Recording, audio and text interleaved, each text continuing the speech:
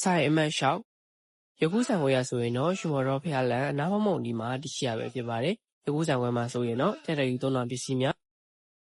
လက်ကင်ထီများအယောင်သွေးအမျိုးအစားစုံလင်တဲ့ကိုပစ္စည်းမျိုးစုံတို့ကိုလက်လီလက်ကဝယ်ရရှိနိုင်မှာပဲဖြစ်ပါတယ်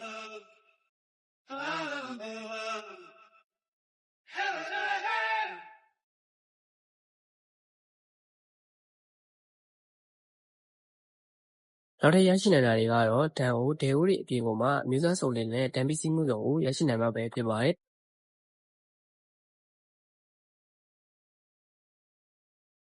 အရှာရရှိနိုင်တာတွေကတော့ရိုးရိုးစက်ပြများနဲ့အမွှေးရည်စီများစက်ပြမှုများနဲ့ခွေများရှေ့တော့ခုံများအခါသုံးကော်ပူးများတန်ရှည်သုံးပစ္စည်းများစတီးနဲ့ပတ်သက်တာဆိုရင်လည်းစတီးဖျားပန်းဦးများစတီးစလုံးများ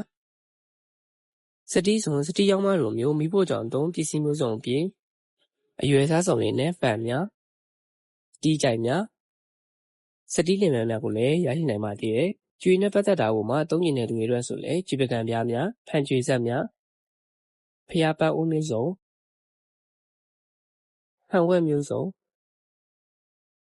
ထပ်ပူးမျိုးစုံတို့ကိုလည်းရွေးချယ်ဝယ်ယူနိုင်ပါသေးတယ်ဒါအပြင်မိဖို့ကြောင့်သုံးလက်စီပစ္စည်းများ